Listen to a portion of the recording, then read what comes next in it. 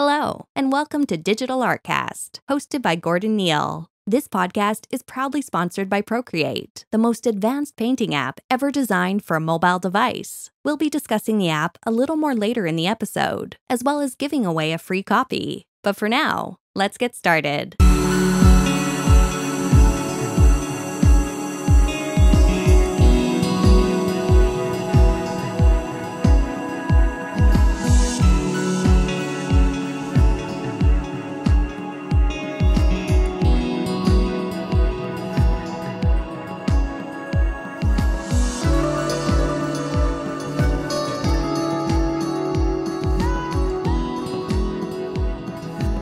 Hey guys, welcome back to the Digital Artcast. Back with another interview today. We're speaking with the amazing Mark Molnar. So Mark, hi, thanks for joining us. Hey guys. Hey. So this will be another attempt me and Mark have had to start this interview. He's been a very busy guy the last couple of days. A new baby has arrived, yes Mark? Yay! New baby boy. Just 2 days ago. So. Yeah. Oh, I never asked, have you gave him a name? Or? Yeah, it's Mendel. M-E-L. Alright, oh cool. A name I'm not really used to, of course. We're in Scotland, so it's more English-based names I think across here, so yeah. But interesting when I first learned about you with your name being Mark, because I think Mark's quite a traditionally English name, so yeah, absolutely. Yeah. Cool. So yeah, just a quick kind of run back. Maybe talk about your studio, what you're doing currently as an outsourcing studio, and then maybe jump back a bit and talk about how you got into concept art. Okay, so yeah, I currently I'm a lead concept artist at the studio, but I started with one of my friends. It's called Pixel A Studios. We are basically doing pre-production design and concept art for movies, animation productions, TV series. Blue is doing like 80% concept art, probably, like from character design, creature design, costumes, set design, environments, and everything. And that's what we do mostly. We're doing a bit of illustration work on the side, and also a bit of work for post-production, like visual effect design, animatics, a bit of matte painting, like basically all sorts of, mainly 2D, a bit of 3D, digital art. Yeah. Beside that, I'm also doing a bit of illustration work, but so I've done a lot of illustration for hobby game companies before, and I sort of kept some of those work on the side, but so all the works, but I cannot really channel through the company. Yeah. So what is basically is doing illustration is that's more like attached to a person, because that's why they call me, because they want that particular style, what I do. Yeah. So I kept those works, and I'm doing like far less than before, but I'm still doing book covers and interior illustrations and some card illustrations on the side. Because you've done stuff for Fantasy Flight and stuff for Dune as well.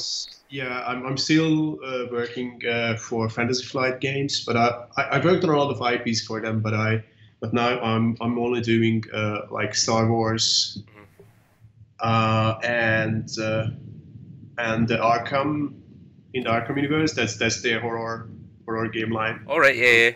From the Tulu world, and I'm doing like Star Wars illustrations mainly for cards and the X-Wing line. I've always wondered as well with the Dune stuff you were pursuing, was that for some kind of reboot of the series, or is that book related? Yeah, that's.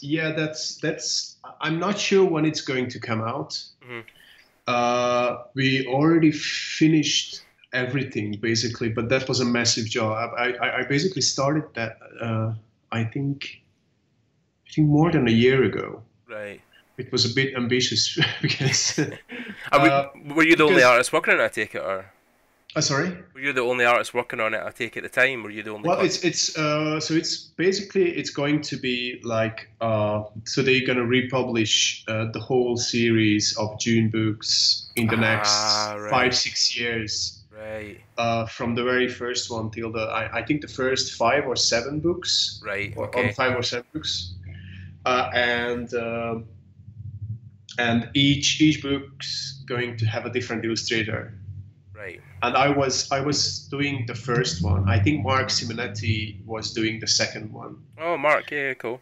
Yeah, but they wanted to do the first one like as like a really special edition. So because originally when we started to talk about it, the plan was to do like 4 or 5 illustrations plus interior illustrations plus the cover, Right. and we went up to 10 or 12, 10 interior illustrations, and 1 cover created, and 1 like a not like a chapter plate, but yeah. So it's something like an interior. Ah, right, yeah. I know what you mean. I'm not sure it's like a title page. Yeah, I think it's gonna be like a title page. So kind of like a splash page like, thing. Yeah. Like a double spread, and I think 10 or 12 interior illustrations plus the cover. Mm-hmm. These are all done digitally and painted with oils. Oh, right. Also, cool. So because I always wanted to try out this technique to move back and forth between digital and traditional mediums. Ah, right. Oh, so I started traditionally, like doing sketches and inks and everything, and then scanned those in and do some color roughs and printed those out, painted them further, scanned them in, finished them to about 80% digitally, and then printed them out in large size on canvases, like archival canvases, and finished them with oils. Oh, that's interesting. So it was a really long process, but yeah. But I mean, it was a great experience. And so there are like 12 paintings like this, and there are like another extra 10 paintings what are digital and just portraits. Wow. Yeah. Plus there will be another like 4 or 5 illustrations what are created previously, but we thought it would be a nice addition to the book. So all in all, it's going to be like a limited edition with nearly 30 full color illustrations. Wow.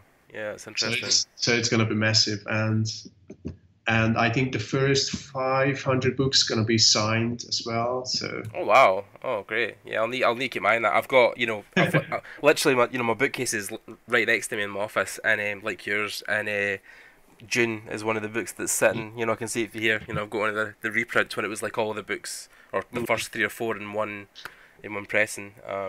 Yeah, I've always been a fan of Dune. I mean, it's like just sci-fi you need to know, especially when I was in industry workshops recently, and I went to John Harris's talk, and which was mind blowing. I mean, truth be told, I actually didn't know who John Harris was until I sat down and listened to him, which was crazy because people were like, "Oh, how can you not know who John Harris is?" Like I knew who Sid Mead was, but yeah, John was amazing just to listen to, because obviously all his work is traditional. Like you would look at a lot of his paintings and think, how are you achieving that detail? Like there was one he done, I think he actually revisited it. He told us he revisited it for a recent show, and it was one he done years and years ago, and it was like the bottom of a ship, like a freighter, with other ships passing below it, and the detail working with like oils was unbelievable. And I'm thinking, how are you achieving that without any matte photography or speed painting, or like you literally just on canvas? And it blew my mind. And it was funny though, because when he went back to the piece that he'd redone that picture for a recent art exhibition, and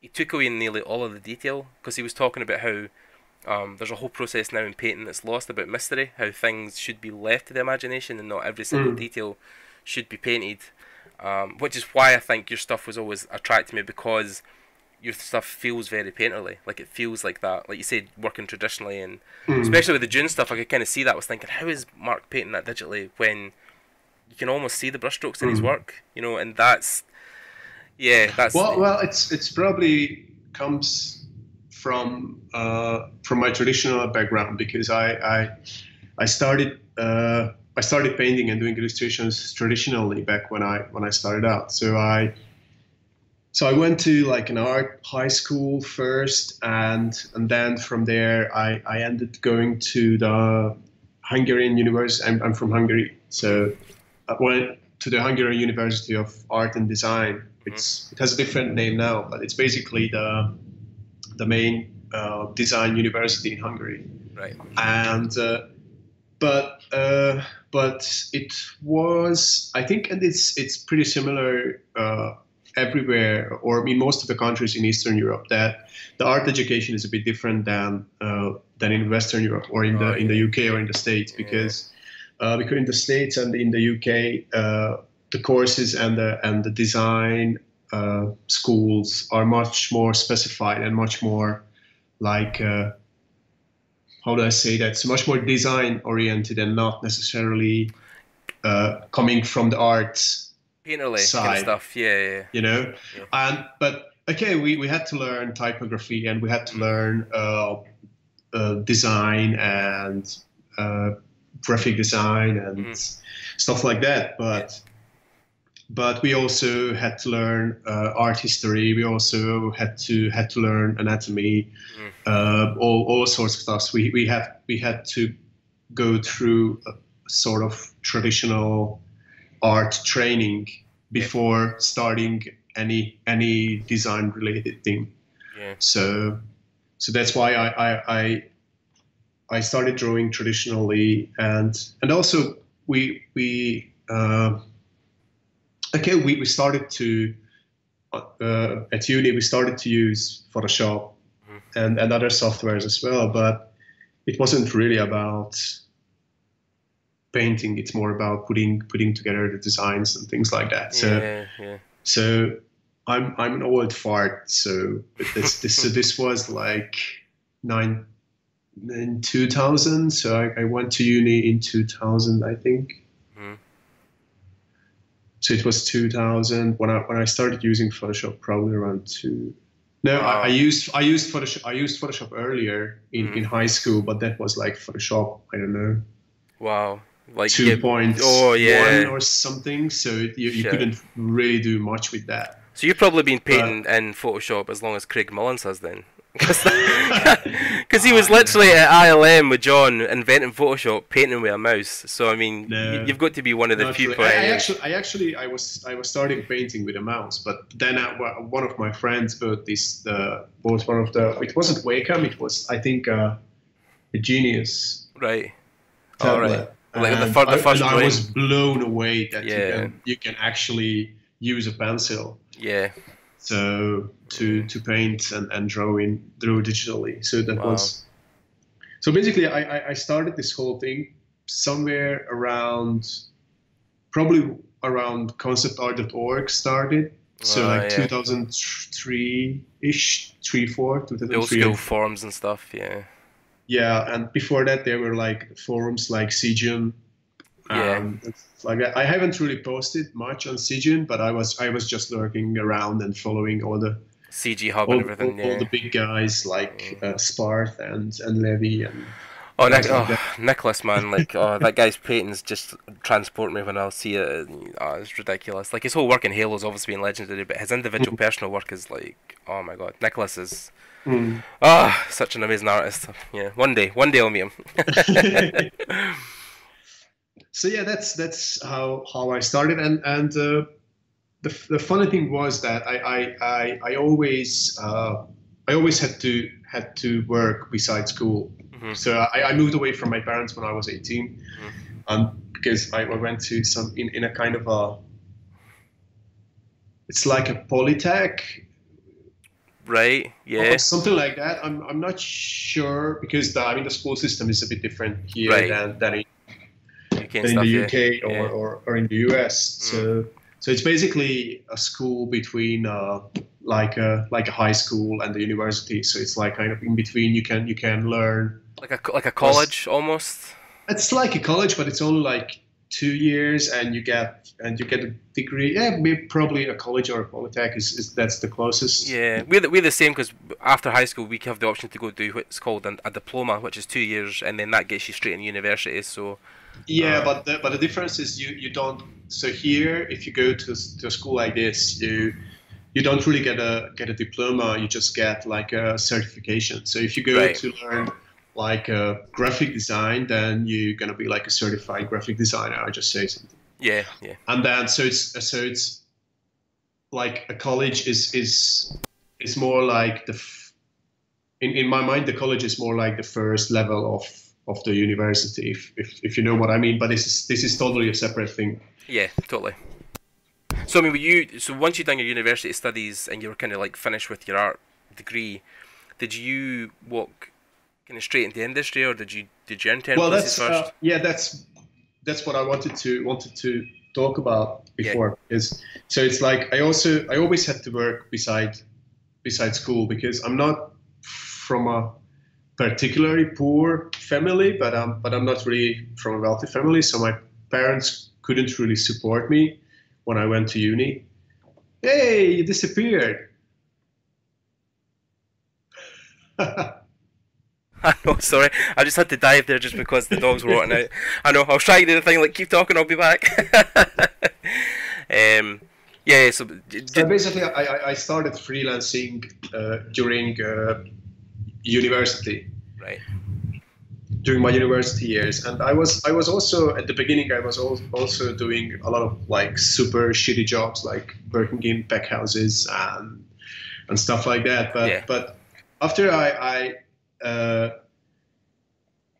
but then I started to get sort of small freelance jobs, mostly graphic design, because I went to uni to.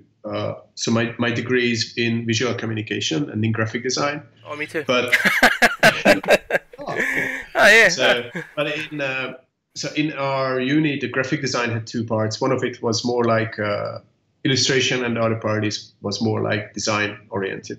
Right. So I was always more interested in illustration, but I could make money from the graphic design. So I started to do like logos and all kinds of corporate ID design and website design and stuff like that, and lived basically from. So I paid my rent and paid my bills from that during my university years, and then when I discovered digital art and concept art, I realized that shit, I just want to do this, but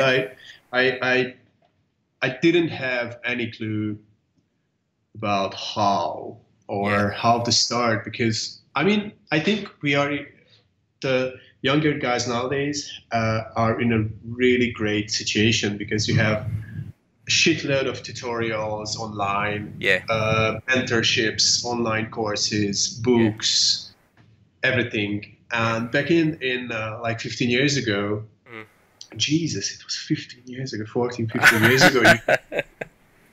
You see, I'm old. But we had nothing, so we just started to experiment, and we started to.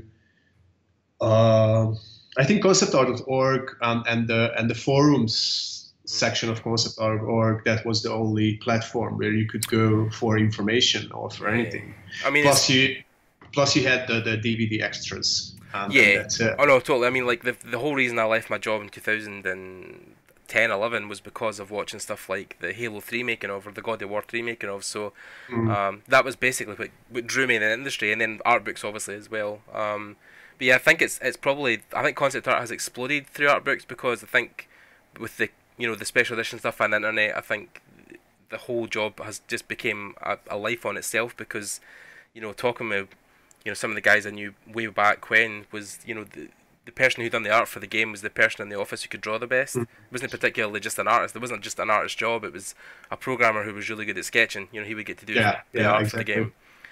So So I mean, so you've done these freelance jobs. You picked up, kind of momentum.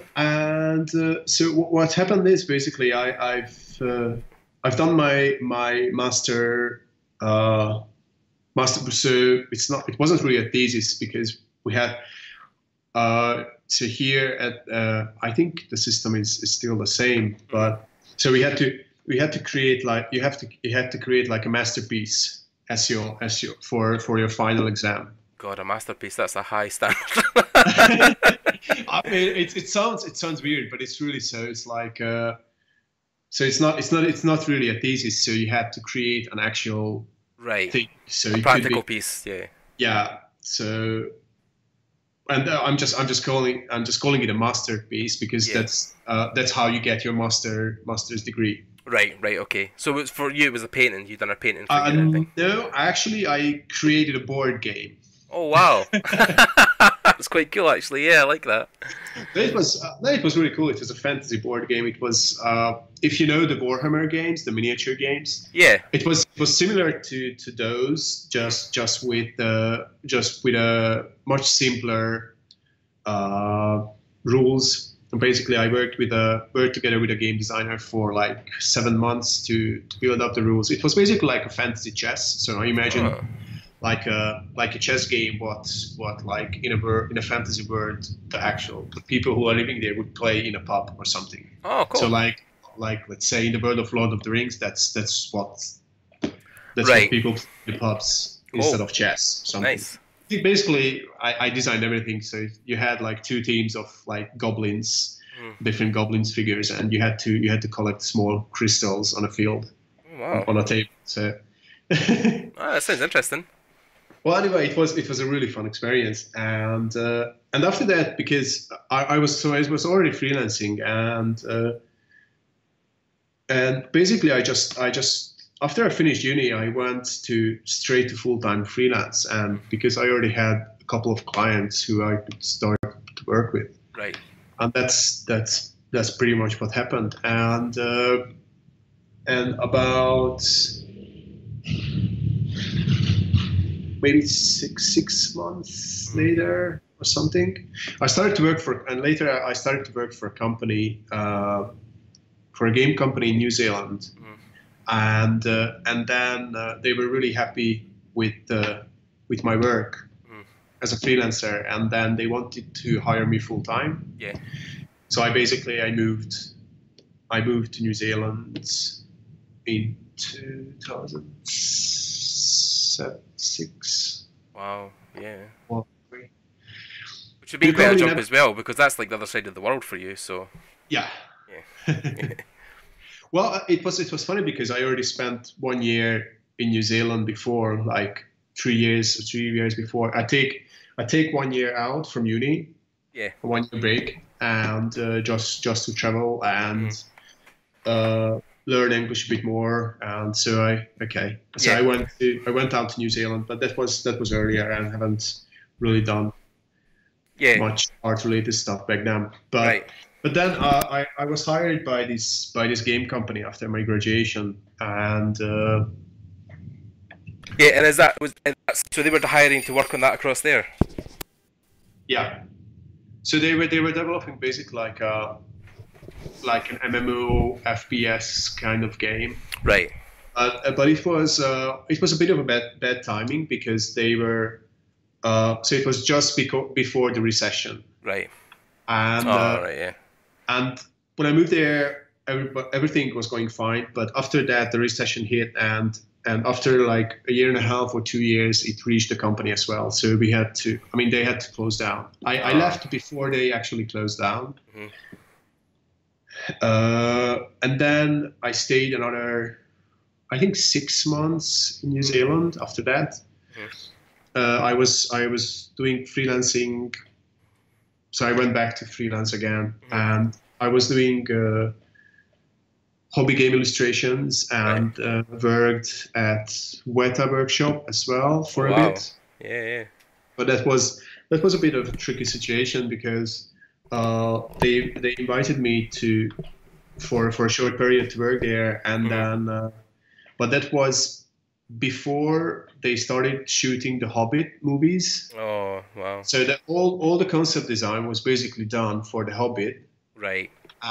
But there was some kind of legal mess behind the Hobbit. So originally Guillermo del Toro would have directed the Hobbit movies. Oh my god! But they, yeah, Yeah, that would have been awesome. that would have been amazing. But anyway, what happened is because there were some kind of legal about copyright stuff and buying the books between studios, and I wasn't sure, but basically they finished the pre-production, but the time just went on and on and on. And Guillermo said, okay, look, I can't, because he was waiting to actually start the movie for like 3 years. Right. And he said, look, guys, I'm out. I can't wait any longer. Oh, yeah. And that was the actual time when I was there. So the 3 movies didn't have a director. They didn't know when it's going to start. Wow. And they said, look, Mark, we were pretty happy with your work, and I think you're a great fit to the team. But we don't know what's going to happen in the next 3 months. The Hobbit is probably going to start, and then everything is going to kick in. But it could be a month, it could be 3, it could be 6. Yeah. Can't promise anything.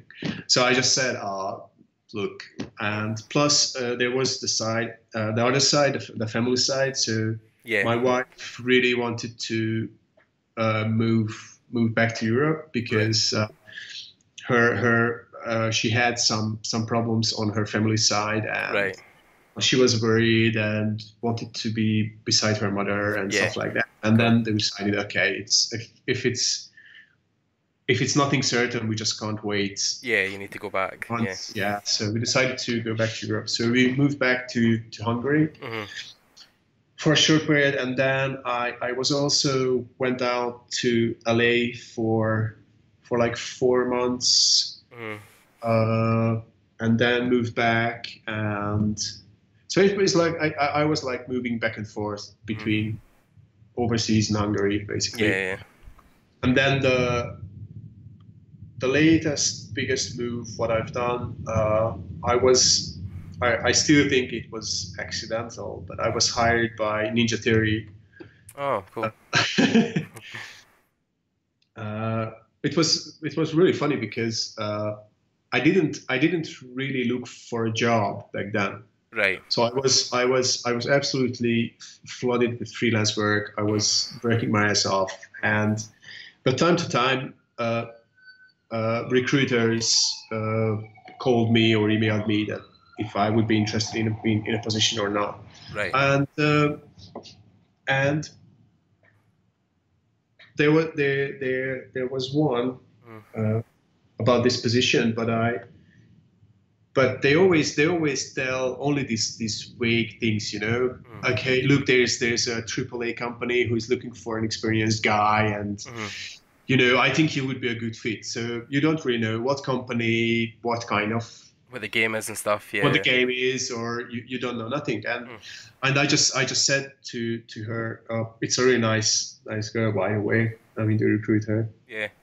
I just told her, look, I'm super busy. I can't do anything. You can apply, whatever, but just download my CV from LinkedIn, and what I can show from my works, but are not under NDAs. Those works are on my website. Yeah. So just on your website. save down a couple of images, and that's it. And then she disappeared, and I didn't hear anything from her for, I don't know, I totally forgot about the whole thing. Yeah. And then suddenly I got a phone call. Hey, you're going to have an interview tomorrow morning. What? Oh, cool. Wait. Yeah. What company? Who are you? So it was like just out of the blue. Yeah. And then it's probably because there wasn't any pressure on me to get the job. Right. I somehow managed to get through that interview, and then get through another interview and get through another one, and I got the job at the end. So it was. So you were working at Ninja Theory. Was that for the Hellblade project that just came out? Well, basically they hired me. I don't think I can still talk about the project because of NDAs. They hired me for a different project. what was put on hold by the publisher. Right. So I moved there, and it was the project put on. I went there to be the lead concept artist on that project, and Right. to build the concept art team together with our directors. But that project got basically cancelled. God, you got the worst luck, Mark. Well, imagine I just moved there after 6 weeks. I just rented an apartment, put down the deposits, moved all my stuff there, and it was like, okay, the project is cancelled. Oh, God. on my trial period and everything, and I said, look, guys, what now? And that was the point when we started to work on Hellblade, basically. Cool. Right. Okay. So it was. So I stayed there, and I stayed at Ninja till we basically finished the whole pre-production of Hellblade. So, and then family reasons again, I had to move back because my wife couldn't move to the UK. It wasn't like visa things or anything. It was just my wife's sister had a really dodgy divorce, and she really wanted to be beside her. I mean, my wife wanted to be and to support her sister and to look after the two kids and etc. Yeah. So she just couldn't move to the UK, and we were doing this long distance relationship for more than a year, and it was just crazy. I mean, living in another country, and it was just too much. Yeah. But I didn't want it to leave before we actually laid down the foundation for the game. So I waited that, and then I moved back. Which I think is just on a side note, is a crux of this industry. I think it's probably less prevalent now because of internet and email and Skype calls. You know, obviously I'm talking to you and through Skype just now, and it's easier for me. But I think a couple of years back, maybe even 2010, you had to go where the work was. You know, you had to move wherever the job was at the time. You couldn't work freelance. You couldn't work from the house. Well, I think it depends on the actual work, because what I see is usually they are mostly in the game industry. You have to be in the studio, and it's okay. They are outsourcing some artworks as well, and they are outsourcing pitch development. So they ask certain artists to develop the base of a vision for the pitches and stuff. But the actual to create the actual production art, you just have to be in the studio, because you have to communicate with your team, with the game designers, with the writers, with the producers. So you have to be able to communicate instantly with the whole team, and it's really hard to manage. Yeah. If you are doing this from the outside as a freelancer. Yeah. So I totally understand that. On the I think in case of illustration work and movie stuff, it's much more easier. It's much more flexible, because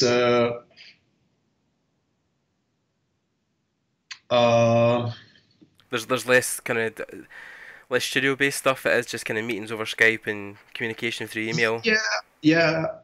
And now I'm just thinking why, because it's probably it's much more specified, the actual job what you are doing. Right. It's probably because of that. I mean, doing illustrations it's a loner thing anyway. So you get a brief, you sit down and you create so that's much more artistic. You create a painting in your own, and that's it. Yeah. Okay. There's sort of back and forth. So there are feedbacks from the clients. They pick the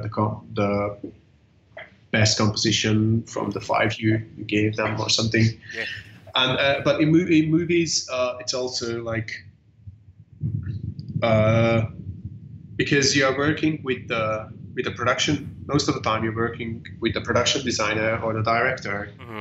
You don't necessarily have to communicate with the whole team like in games. Yeah. So it's more about there's a high vision and the production designer or his assistant talks to all the other guys. Right. Talks to the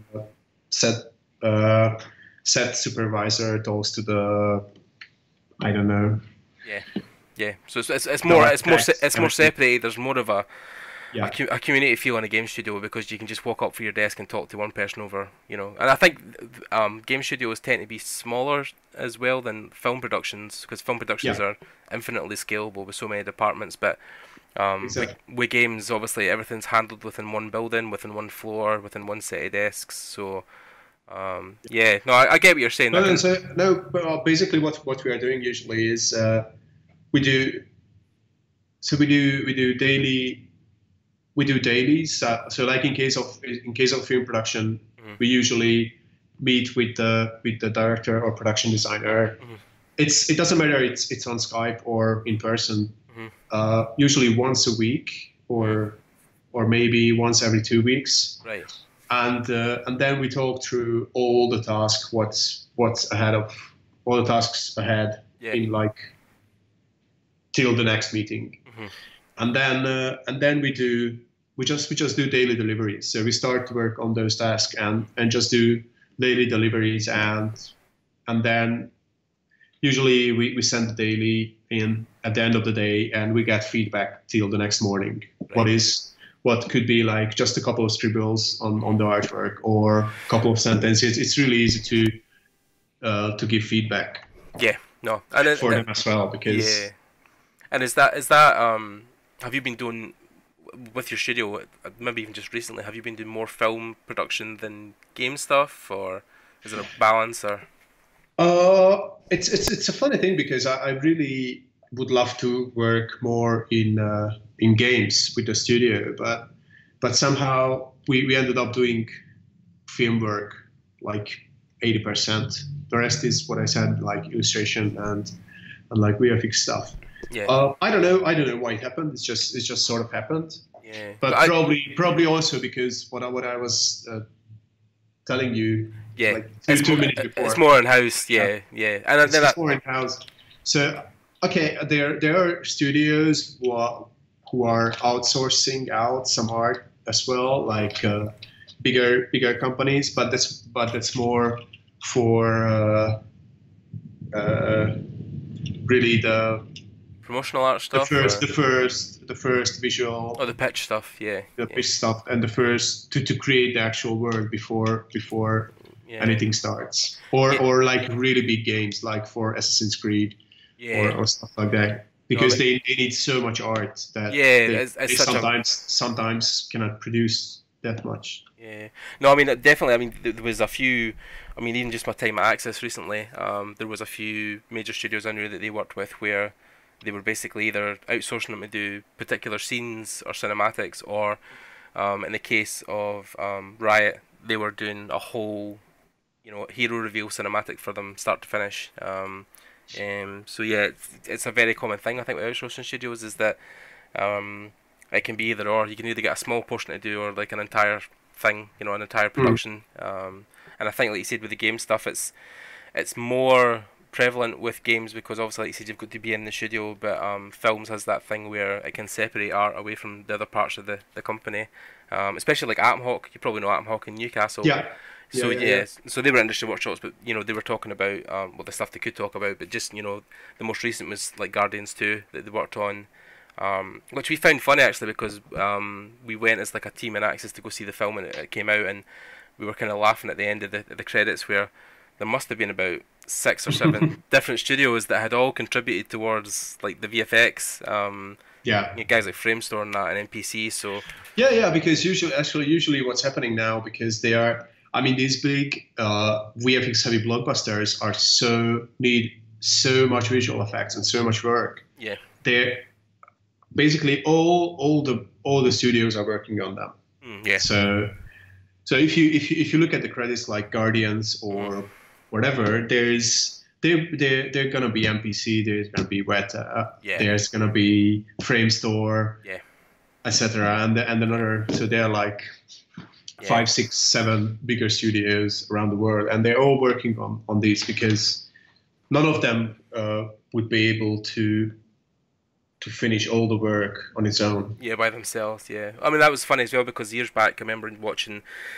I think it was at the time DC Universal Online, was Superman and Batman. They had a big, huge cinematic reveal trailer thing that came out, either E3 or whatever, and I watched all the way to the end and I thought, Blur Studios? Who the fuck is Blur Studios? And and I didn't know about it. I mean, it was funny even up until I started my university course. I didn't even know who Axis were in Glasgow, but they're even this kind of huge international entity now. I mean, I was even listening to Ash Thorpe's podcast the other day, and he was talking to Sava, one of the guys who runs IFCC, and they were talking about Axis because Sava's actually directing for them across their Axis now because of the IFCC short, which was incredible, obviously.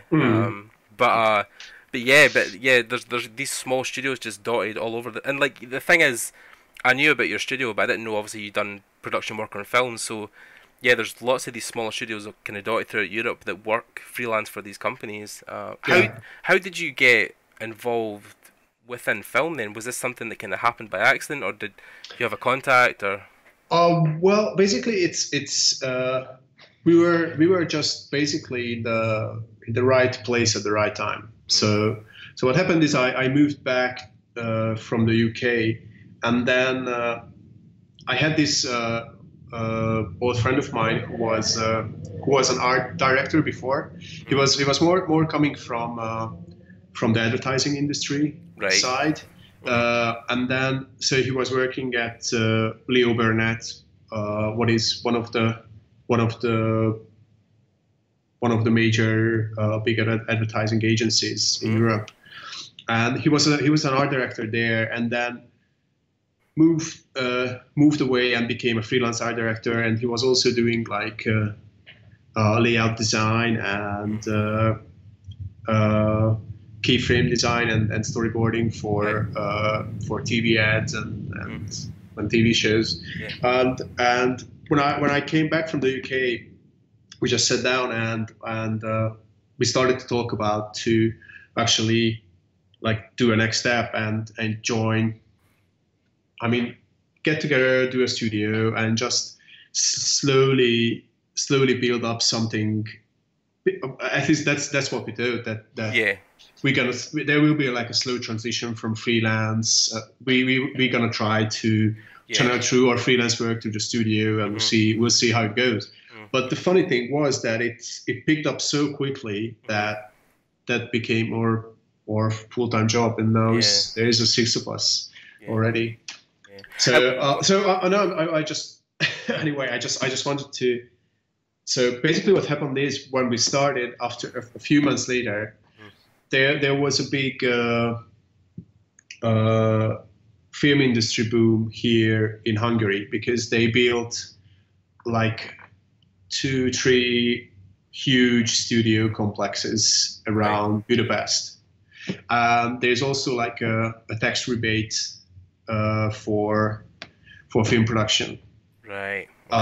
So and that's why a lot of the big Hollywood movies are coming to shoot here. So they are really good equipped big studios. There are a lot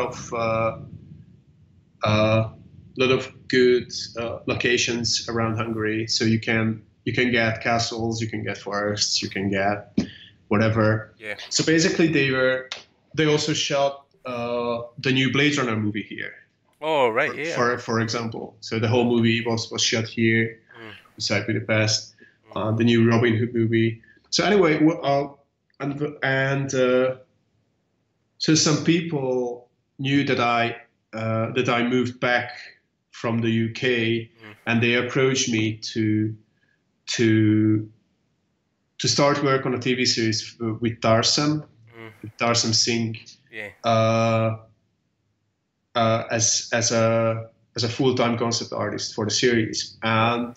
But basically, I said, okay, look, we just started this company, so we can start work on that. So basically, we managed to start work on the series as a company remotely, and just meet with the production designer just once a week, as I said, and it worked pretty well. So that's basically how it started, and it's just picked up from there. Right. Yeah. And then that's just obviously, through work has led from like another job, then another job, then another job. Yeah. Yeah, just kind of snowballed. Well, yeah. it's kind of tricky because there's always these like NDA. There's this NDA period. So basically, what we can show is usually like from 2 years ago. So that's the rough. So like usually 1.5, 2 years is the minimum. Right. And in most of the projects, we can't even say that we worked on that project till it comes out. Yeah. So it's kind of tricky, but so we just launched our website a couple of months ago, and we just got to a point where we can actually start to talk about the stuff, what we have been doing. Yeah. No, it's the same with, I think, nearly every industry that outsources stuff, is that until the studio's ready, then you can't proceed past them because they hold all the cards, because they are, the studio, Warner Brothers, Universal, whoever it is, are the guys that that basically you're saying, start and stop and whenever. But yeah, I mean, as a lot of this industry, I think, is right place, right time, and contacts and networking, and it's kind of things I want to dive into more detail. But talking about right place, right time, it's time for an ad read. So we just take a couple of minutes just now to talk about Procreate, because they are actually helping sponsor. Oh, can I grab a bit of water? Yeah. In the meantime? You can refill all ad read, and you can take your time, Mark. Cool. So we're just going to take a couple of minutes to talk about Procreate. So Procreate are sponsoring this podcast. They've kindly lent their skills and free versions of the app for our listeners. If you guys don't know, of course, we're sponsored by Procreate, which is an Apple Design Award-winning digital paint and illustration solution, and it's designed exclusively for iOS at the moment. So yeah, you can get that on the App Store. Procreate, if you don't know, it allows you to create professional-grade artworks wherever you are. With an advanced dual texture brush engine, a robust layering system, a groundbreaking canvas resolution, and this is all for $5.99. That is, of course, UK pounds. You can find Procreate through the App Store, of course. If you go on your Apple iPad or iPhone, there's also a pocket version of the app, or you can go to the website, which is procreate.art. And we met the guys at industry workshops again this year. Matt and Nathan, and it was great to meet them. Yeah, and try out the new Procreate, because Procreate 4 is obviously launching very soon. I think at the time of recording it will be out, and it comes with a lot of brand new features that are exclusive to the new Procreate 4. I was just talking earlier to Mark about using Procreate and seeing the guys over the weekend that they had at their booth, like Nikolai Lockerstein and a couple of the guys who are now working exclusively with Procreate, are doing professional work, content work for studios, movie studios, game studios, and it's all through iPad, which I think has came about with stuff like you can get up to 16K canvases now, 8K canvases. You can also work within layers, layer masks. There's now bleeding brushes within it, dual layer texture brushes. One of the coolest things, obviously, about Procreate, I think, is that it saves every single brushstroke. So, Nikolai was talking about how he's not lost a piece of work in the last 5 years because everything is so well saved and backed up to iCloud.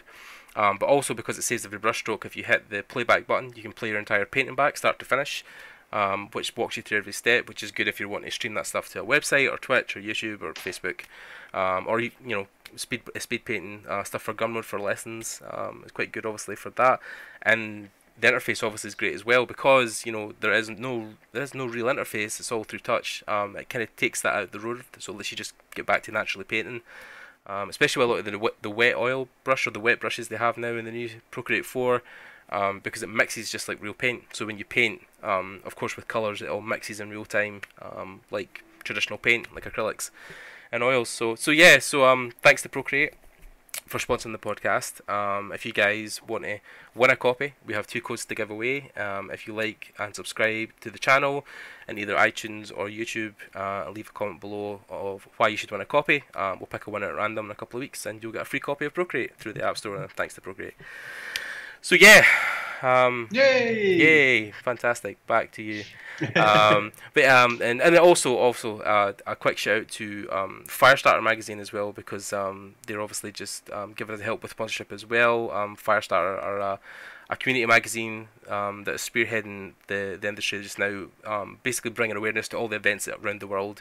The Firestarter magazine, I think the first issue was at IFCC that was launched, and the second issue will be coming out in a couple of weeks at Playground Festival in Eindhoven in Holland. I'll be there at the event helping launch it. And obviously I'm in the magazine interviewing Maxx Burman. You'll probably hear this as well at the time of recording, so as soon as the magazine goes into print and is getting circulated around playgrounds, the audio interview will go up at the same week, so you guys can check out the magazine and the interview at the same time. So yeah, thanks Firestarter. So yeah, everything will be below in the descriptions, and feel free to check out our sponsors. So Mark, back to it.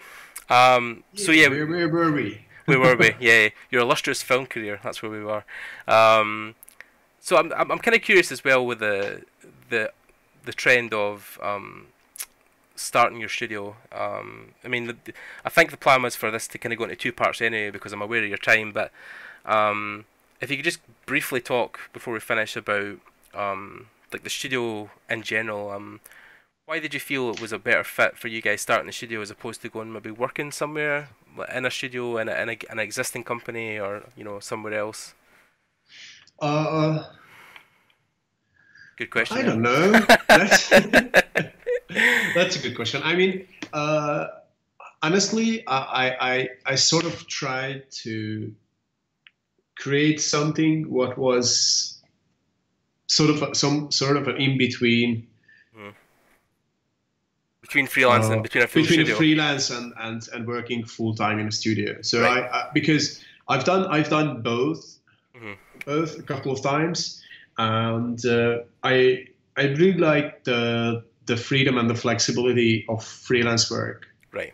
Or being a freelancer, and just the variety of works what you can get as a freelancer. Right. Yeah. So the projects are changing much more rapidly, and what is really great to keep you fresh as a creative person. But I also like working in-house, because I really believe in working in a team and right, working together with people, getting inspiration from other people, and getting constant feedback and constant constructive criticism from your peers. So I love both. Right. But let's just sort of seem the next logical step to try out. I honestly I never imagined it's going to pick up so quickly, because I mean, really we started 2 years ago, and now we are basically like a full-on working studio with we are still small, but we are 6 of us, and we just moved studio. We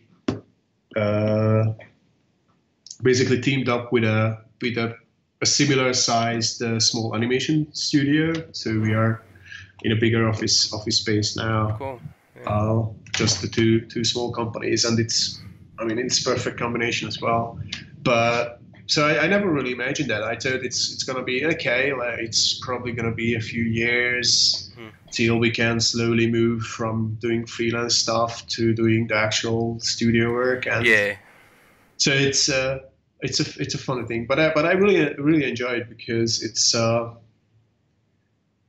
because I pretty much have what I just said before. I have the flexibility of being my own boss, and it's freeing. See, it's definitely better for, I think, work-life balance. And it's not really like, so we are not like, okay, you have to be here at 8 and 8 to 6 kind of. So it's not like that kind of jobs. So it's not we are not that kind of workplace.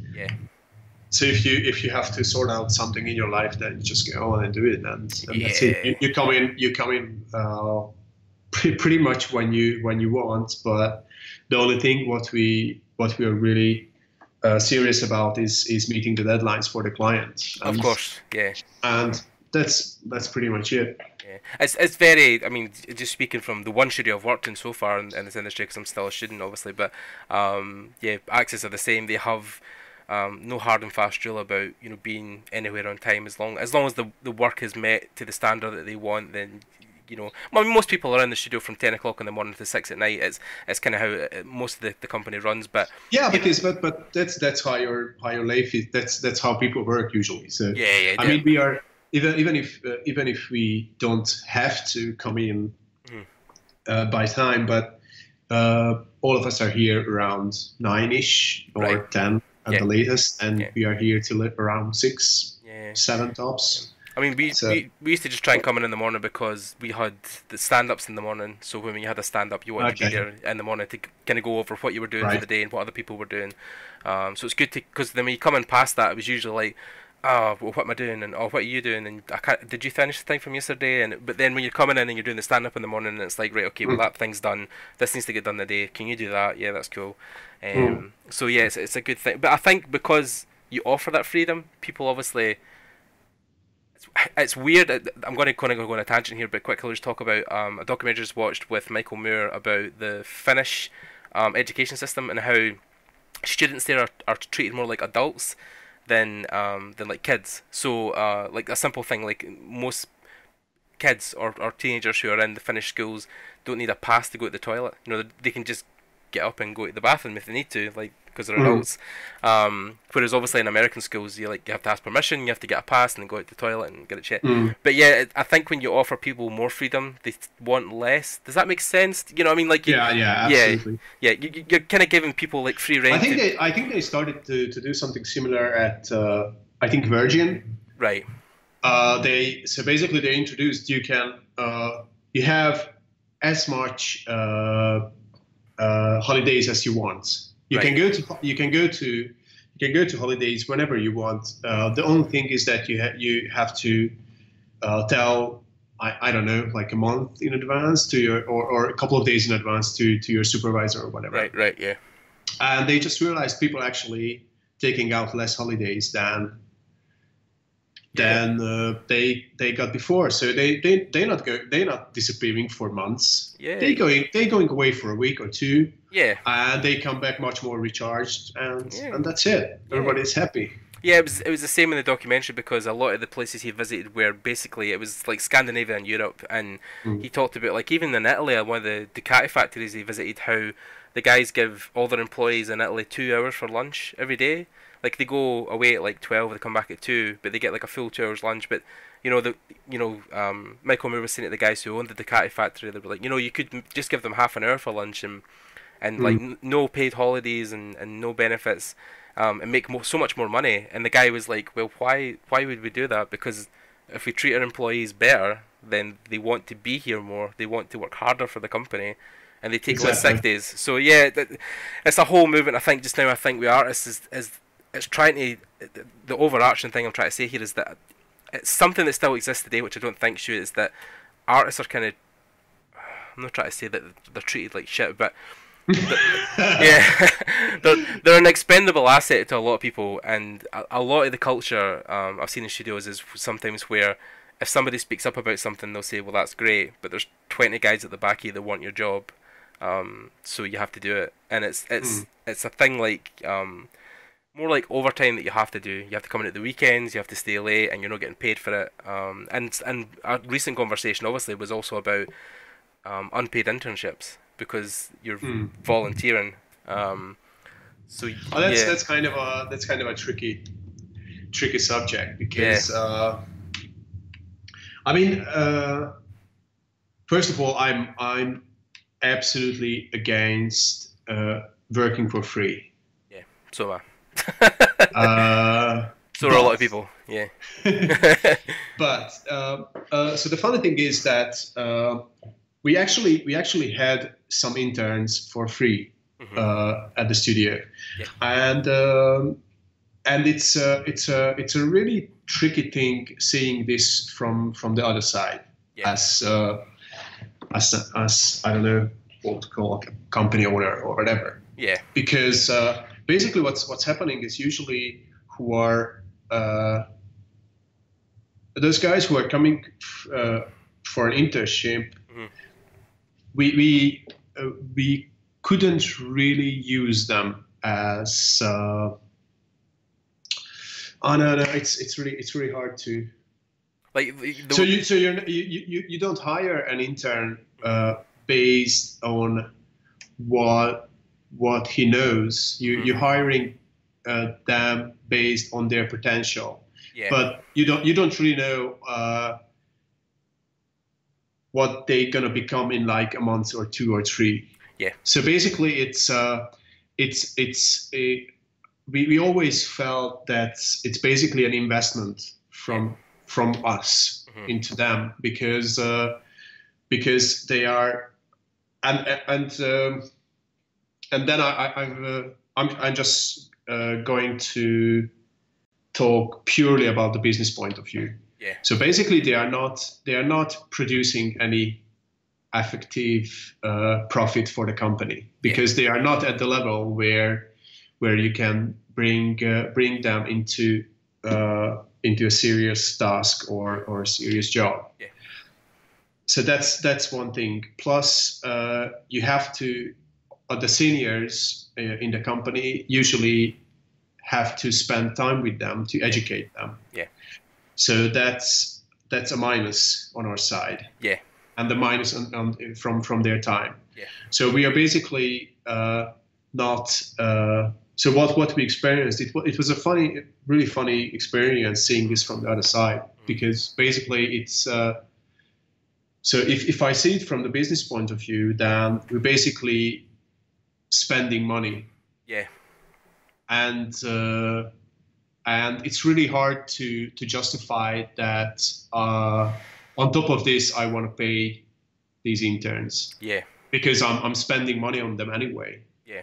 Even if they don't, and of course there's the possibility of if they turn to be good after, or we see the potential in a month or 2, then we probably gonna hire them as juniors. Yeah. That's a totally different story. Yeah. So they are working towards something. There is a goal. Yeah. But I wouldn't hire.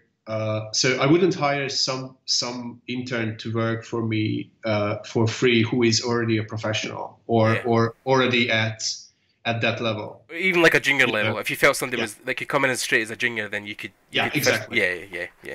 But because we hired juniors before without any internship period or anything. Yeah. But we had a really cool guy who was an intern in our studio a year ago, and then after he was an intern for like a bit more than 2 months, and then we hired him as a junior, and now he's already almost like a sort of a mid-level. So it's cool. I mean, he's picking up really fast and creating stuff. Oh, that's awesome. That's really good. And then I think that's what I was trying to talk to people about is that. So it's not. No. Just. No. I was going to say it's a total balancing act. So I think you should be there as much as it profits you as well. Like you grow from it. Yeah, but then when you feel like you're either stagnating or the company isn't wanting to take you on, then you have to think, right, I need to leave now and go back and either improve my portfolio. No, basically, I'm just telling it's not really a black and white situation. So yeah, totally. So I sort of understand the companies as well. I know about a lot of companies who are they are really using people like badly and keeping in like young guys for free for like 6 months a year. Yeah. But that's not cool. But But in a way, I sort of understand, and for me that makes sense because it's basically if I want to translate it, then it's basically a free art course, and you work on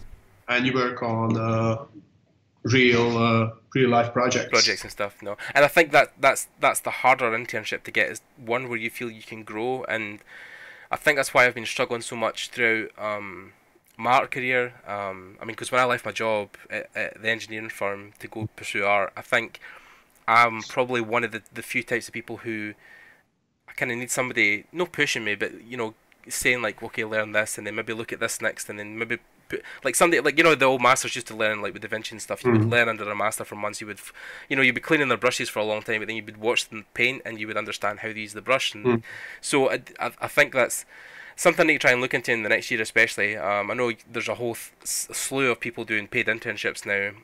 Darkin's one of them that I really liked, actually, one of the magic artists, and there's a whole kind of gambit of people doing that now, and I really need I need to invest in something like that, because I find it really hard to learn by myself a lot of the time. Right. Just self-motivation. No, I understand. I mean, it works for some people to actually just sit down and watch tutorials and work on his own. But for some people, it's just much better. You need that motivation. If there is somebody to motivate you. Yeah. On everything. I was also doing some mentorships before. I just had to stop because I was also teaching as well. Yeah. But I just don't have the time. Actually, yeah. we have done with the other guy from the studio. We have done a course at the local design university, right, about visual storytelling. So that was cool. Yeah. We might gonna do that again, but. Yeah. I think that's the eventuality with all artists. I think is when you get to a certain point, you want to give back. You want to. Absolutely. Yeah, and I mean that was the whole point of your book, the behind the pixel kind of thing. That was the reason you had published that. Basically, it was like a user manual on start to finish how to become a concept artist. Yeah, exactly. Yeah, exactly. And that was the main goal. I wanted to put together that book just to. Basically, I wanted to put together the book what I wanted when I started out. Yeah. Basically, because I didn't know anything about the industry, and that's just to put everything to place. And actually, what was really surprising, and I'm super thankful to all those artists all the guest artists who are in the book, because I mean, it's not just. Some people don't know that, but it's not just me, but it's like another 35 artists from the whole entertainment industry who have done tutorials and provided me extra artworks for the book, and I'm super thankful, because I mean, I know these guys, most of them in person, some of them just from online, and I just wrote basically like a I think it was not even an email. It was probably like a Facebook message, like a group message. Right. Hey guys, I'm planning to put together this kind of book, and I would be super happy if it wouldn't just be about my own shit. Yeah. Just because obviously art and learning is subjective, so the more input you have in that, the better. Exactly. So I wanted more point of view, and basically the funny thing was that. I wrote to like 35 guys, and I expected, okay, if I get response from like 5 or 10, then I'm super lucky and I have some extra artworks. But I actually had answer back in all the 35 of them in like 2 hours. Wow! And I was absolutely stoked. Lord, yeah. But that's good though, because I mean, especially for stuff like industry workshops and playgrounds and THU, like it is almost like we're a family, and the art industry, especially in Europe, is quite small, because I mean THU attendance is like 1,000, 2,000 people. So I mean, like it's THU like is massive now. Yeah.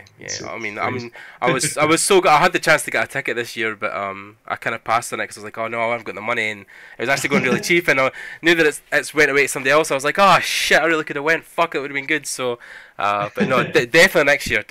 Andre, I'm coming. Andre, I'm coming. The funny thing was that I actually.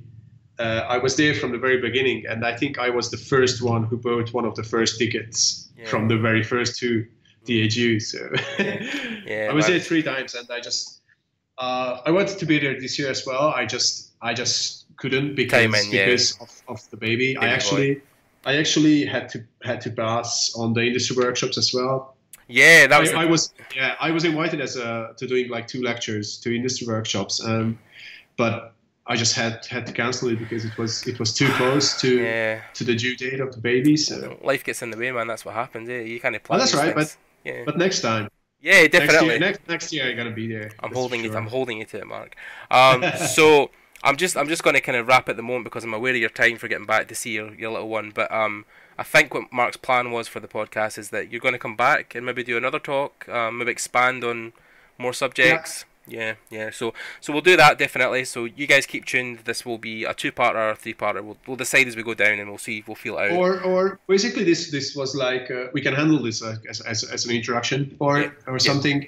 Yeah. And I think I was thinking actually the best would be if the listeners could come up with questions or topics what they would like to hear. Yeah, absolutely. No, totally. And then we can just pick like 2 or 3, 4, 5. Yeah, and go through them and talk about that. Yeah, totally. I'm totally up for that, Mark. Yeah, whatever you've got time for. So what we'll probably do is you guys can leave. If you're on iTunes, it'll be a bit more difficult because you can only leave reviews. But if you go to the YouTube channel, you can leave comments below this episode. Also, I'll try and put a poll up on the Facebook page to see if people can leave comments and questions there. And then we'll get back to this. When Mark is obviously a bit more adjusted with his baby at home. Well, I'm gonna be a bit more busy in the next couple of weeks, but I think because of the baby. But I think after that, I would be happy to do another session. Yeah, totally. I'm up for anything you're willing to do, Mark. It's all appreciated. So yeah, guys. So keep tuned. Mark will be back. We'll continue this talk. I hope what you've listened to has been great so far. Just to thank Mark for taking time out of his night. I know this. No, thank you for inviting me. Yeah, it's a pleasure, man. Absolute honour. And yeah, guys. Remember to like and comment below to win a code for Procreate, and we will catch you in the next episode. And thanks. Bye, guys. Bye.